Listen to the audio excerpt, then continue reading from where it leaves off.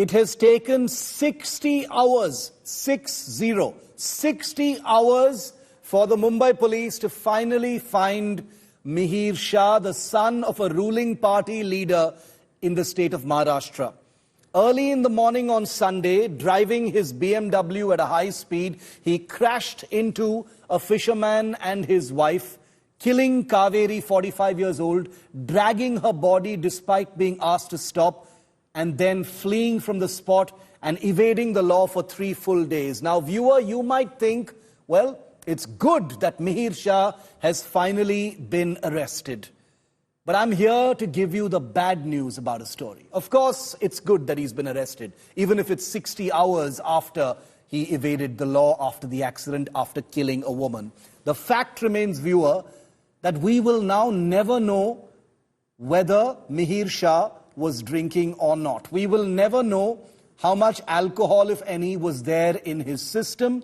We will have to depend forever on the hearsay of a pub owner, probably speaking under duress, who has come out a little too much with alacrity to say that Mihir Shah was only drinking Red Bull that night and no alcohol. How he knows this so specifically, no one is yet clear about.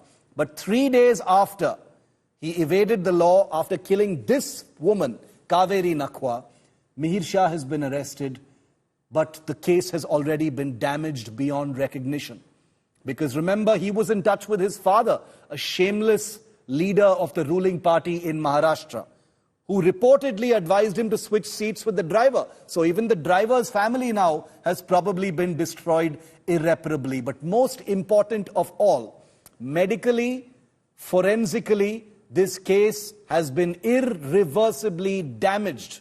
That is the bad news on a day when the arrest of this coward should actually be good news. It comes a day after Chief Minister Eknath Shinde, in a long post on social media, said that there will be zero tolerance for hit-and-run cases. He spoke to India Today as well, where he repeated this claim that nothing would stop the full course of action against Mihir Shah or anyone else involved in VIP hit-and-runs. But I submit that after 60 hours on the run, the alcohol, if any, in this coward's blood has already been processed by his digestive system, his circulatory system.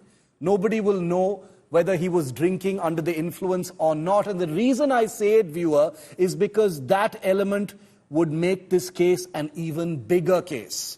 Without any information, forensic or otherwise, about Mihir Shah's blood alcohol, which we will now never know, the case gets watered down significantly.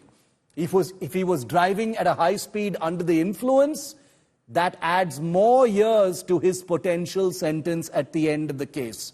If we don't know how much alcohol was in his system that night, that saves this man a great deal of punishment at the end of this process, where the law will hopefully take its course. People are cynically wondering, after the Pune Porsche case, people are wondering how long before Mihir Shah gets bail as well. I mean, his father got bail in barely 24 hours, despite being in touch with his son, despite being a leader of the ruling party and wanting people, especially the public in Mumbai, to believe that he had no power over his son. Bigda hua beta does not listen to the father, kills a woman on the road and then goes hiding for 3 full days. 60 hours he evaded the law. And the powers that be in Maharashtra want you to think that the police simply could not find him. He was dragged out of his hiding place in Virar. He did not surrender. Remember, that's very, very important. So I'm wondering whether the leadership in Maharashtra will put its money where its mouth is, because the law exists to take the full course of action against Mihir Shah.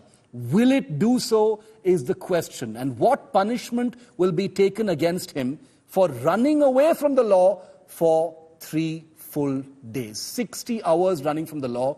What measure of punishment will be applicable in that respect? That is what we are waiting to see.